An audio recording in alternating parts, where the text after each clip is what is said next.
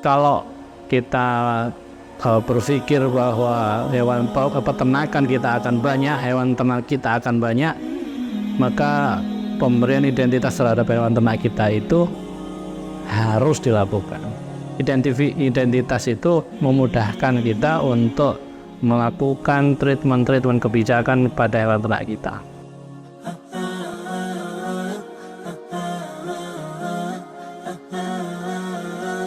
Bismillahirrahmanirrahim. Assalamualaikum warahmatullahi wabarakatuh.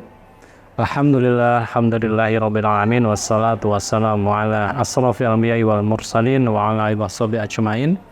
Amma ba'du. Masyaallah, alhamdulillah. Sobat ternak dimanapun Anda berada, kita kembali lagi ketemu sama channel YouTube kami nih, iKurban Indonesia, bersama saya Tri Adi Wijaya. Nah, di episode kali ini kita akan bahas tentang pemberian identitas pada hewan ternak kita gitu. Ya mungkin ini nggak terlalu penting ya bagi kita yang punya hewan ternak sedikit barangkali ya. Kalau ternak cuma 5, cuma 10 gitu ya, ngapain juga dikasih ID, dikasih kalung gitu ya, dikasih penanda itu, karena pasti kita masih hafal loh dari satu persatu hewan ternak kita. Belinya kapan, harganya berapa, dulu belinya kemana, dan seterusnya masih ingat lah ya. Bahkan mungkin usianya dulu beli berapa, lahirnya kapan, kalau itu lahir di tempat kita gitu ya, itu masih ingat. Tapi kalau kita berpikir bahwa hewan peternakan kita akan banyak, hewan ternak kita akan banyak, maka pemberian identitas terhadap hewan ternak kita itu harus dilakukan. Ini sangat penting, ya sangat penting, karena ya ingatan kita masih terbatas lah ya, ingatan kita masih terbatas. Apalagi kalau kita kepingin memberi ciri atau julukan kepada hewan ternak kita, maka ciri atau julukan itu bisa kita sematkan pada namanya, ya. Jadi ibaratnya identitas itu kayak kita manusia ya, itu punya KTP. Ada nomor KTP yang angka-angka, ada di situ nama kita gitu ya. Kalau nomor KTP atau nomor identitas ternak itu digunakan untuk membedakan antara satu ternak dengan ternak yang lain, memberikan identitas yang unik kepada hewan ternak kita. Tapi kalau nama itu memudahkan kita untuk memanggil atau untuk meniteni bahasa Jawanya, atau memberikan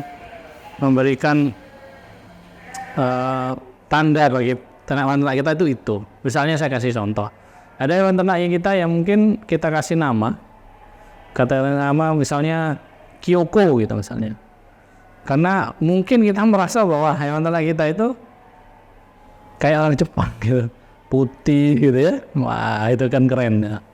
Atau hewan ternak kita kasih nama Fuji gitu. Karena hewan ternak kita ini gede, kokoh kayak gunung Fujiyama itu misalnya ya, itu contoh-contoh kasih nama begitu.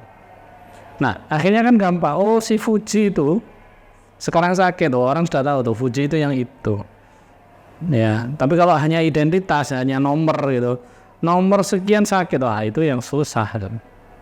Jadi nomor itu untuk memberikan unifikasi ya, atau memberikan kode unik kepada hewan ternak kita sebagai penanda uniknya dia. Kalau nama itu digunakan untuk memudahkan kita dalam memanggil atau niteni hewan ternak kita di yang mana.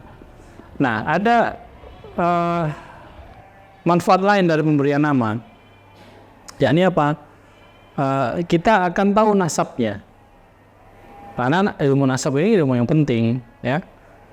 Misalnya si Fuji tadi itu anaknya Pak Kyoto itu misalnya, berarti ini keturunan dari Jepang gitu, masya Allah ya. Nah itu cirinya pasti ya, karena ya sama, nasab itu kan mencirikan ini keturunan pasti punya sifat, punya ciri fisik yang hampir sama. Nanti bahkan riwayat penyakitnya itu juga mirip-mirip lah ya, sama seperti indukan yang di atas. kecenderungan sifatnya apalagi ya sama gitu. Ya itu pentingnya kita mengetahui nasab. Berarti Fuji bin Kyoto itu punya sifat yang hampir mirip sama Pak Kyoto kayak itu ya. Lebih detail lagi, misalnya kita ingin tahu, tapi Fuji ini kok nggak sama ya kayak bapaknya misalnya, berarti dia sama-sama induknya siapa? Nah itu kita akan tahu juga ciri khas dari si Fuji ini berdasarkan indukan jantan dan betinanya. Karena kita sering mendapati misalnya perpaduan antara ras merino dengan ras lokal itu kan akan saling menyumbang sifat ya,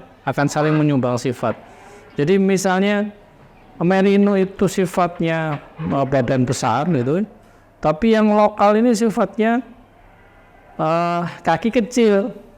Jadi nanti hasilnya persilangan antara yang domba merino yang besar dengan lokal yang kecil gitu ya, akan bisa jadi menyebabkan badan itu, anaknya itu badannya besar, kakinya kecil. Apa efeknya? Efeknya dia akan mudah untuk mengalami kelumpuhan karena kakinya nggak mampu menopang berat dari tubuhnya dia. Nah itu bisa kita cari tuh dari sisi nasabnya. Oh dulu ini bapaknya siapa, ibunya siapa, ya. Nah kalau kita punya nama yang kemudian berafiliasi dengan nama indukannya, baik betina maupun jantan, masya Allah, itu akan memudahkan kita dalam mendeteksi kelemahan atau penyakit atau kecenderungan dari hewan ternak kita ketika dia sudah lahir. Itu nama. Kalau kita tarik lagi ke manfaat yang lain, banyak ya. Ngasih identifikasi itu banyak. Pasti identifikasi ini kaitannya sama misalnya kita berkala nimbang gitu ya. Maka si Fuji tadi itu bulan sekian bobotnya berapa, bulan kedua bobotnya berapa, bulan ketiga bobotnya berapa. Nah kalau kita punya identifikasi yang sudah jelas di awal, maka kita akan mudah tuh memberikan label-label tambahan pada sang hewan ternak kita. Misalnya lagi kalau kita punya kandang yang banyak ya, kemudian kita ngasih perintah sama anak-anak kita, barangkali bukan kita yang mindahin ya, maka kita perintah pindah itu, nama Fuji ini pindah ke sini ya, itu gampang saja ya, gampang. Nah, apalagi nanti misalnya tentang perintah-perintah yang lain, misalnya Fuji dijual, Fuji sembelih ya, Fuji dikawinkan ya, Fuji di petot ya, Fuji diapain gitu misalnya treatment. Nah itu identitas itu memudahkan kita untuk melakukan treatment kebijakan pada hewan ternak kita. Bayangkan kalau nggak ada namanya ya, yang domba itu misalnya kita pakai ciri ya, yang karena sering terjadi di lapangan, misalnya kita menyebutkan ciri saja, misalnya domba yang perutnya ada hitamnya. Wah itu multitafsir itu pasti kesulitan anak-anak untuk melakukan perintah gitu. Karena yang hitamnya di tengah di perut itu banyak yang domba yang seperti itu gitu. Tapi kalau nama atau nomor ID-nya yang kita sebutkan itu gampang ya. Karena memang sifat ID ini selain untuk memberikan identitas kepada sang ternak kita juga bisa memberikan label-label dokumen yang lain terhadap identitas yang sudah kita berikan di awal. Manfaat yang lain apa? Kita akan mudah tuh misalnya mau menghitung jumlah ternak kita berapa berdasarkan ID yang masih eksis di kandang, itu gampang. Misalnya kita mau tahu nih dulu Fuji ini belinya berapa, kan terikot semua tuh. Nah itu gampang juga, Masya Allah ya. Jadi berat pengarsipan oke, buat treatment perawatan dan seterusnya oke, buat evaluasi juga bisa ya. Dulu Fuji masuk beratnya berapa, nanti bulan kesekian beratnya berapa. Nah itu lebih mudah kalau kita punya identitas, ya. Dan bukankah kita ini juga belajar kepada Rasul tentang pemberian identitas ini, ya? Dalam banyak riwayat kita sering menjumpai bahwa Rasul pun bahkan memberikan nama untuk semua barang beliau, binatang beliau itu semua dikasih nama. Ya, bahkan sendok beliau itu dikasih nama, Masya Allah. Ya, kuda beliau dikasih nama, unta beliau dikasih nama. Ya, begitu memang. Jadi untuk kemudian kita memudahkan dalam mengidentifikasikan dari hewan ternak kita kasih nama saja. Lebih jelasnya kalau kita punya banyak domba, kita kasih tambahan identitas berupa kode unik, bisa angka atau kombinasi huruf dan angka gitu ya. Itu akan memudahkan kita. Mungkin itu ya tentang identitas ini. Nanti kita akan ke kandang liatin realnya gimana sih bikin identitas ya. Biar identitas itu kan ditaruh di sini ya. Jadi biasanya kalau kami di AI Korban itu ngasih identitas itu tidak di telinga, tapi kita kalungkan di leher. Ada alasan sebenarnya untuk itu, meskipun ini jadi perbedaan pendapat ya, karena kami menghindari adanya pendapat yang mengatakan bahwa kalau itu ditaruh di telinga maka hewan itu dikatakan cacat. Artinya kalau sudah cacat ya nggak bisa buat kurban, nggak bisa buat akikah gitu. Nah itu juga kami hindari. Kenapa kami tidak taruh di telinga, atau bahasa yang sering kita jumpai di pasaran pakai ear tag.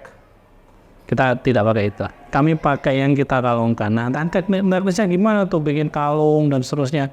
Kemudian bahkan ya kami punya pengalaman panjang tentang itu, tentang bahan kalungnya apa, kemudian yang jadi tali itu harus bahannya apa, kemudian apa kendala-kendalanya. Kalau kita pakai bahan ini nanti apa, kalau kendala ini pakai apa, kenapa gitu ya. Semua itu ada alasannya. Kenapa hari ini kita sampai kemudian memakai kayu bukan yang bahan yang lain, itu jangan kami jelaskan di episode selanjutnya. Ya, termasuk kalau dulu kita punya teknik juga ngasih nama itu gimana biar gampang gitu. Misalnya namanya kombinasi antara nama induk sama indukan betina sama indukan jantan, itu juga ada caranya. Tapi hari ini kita tinggalkan itu karena kenapa juga, nah itu juga kita akan coba bahas di episode selanjutnya. Jadi nantikan saja episode selanjutnya ya. Baik, barakallahu fikum, kita nanti ya kita ketemu lagi. Assalamualaikum warahmatullahi wabarakatuh.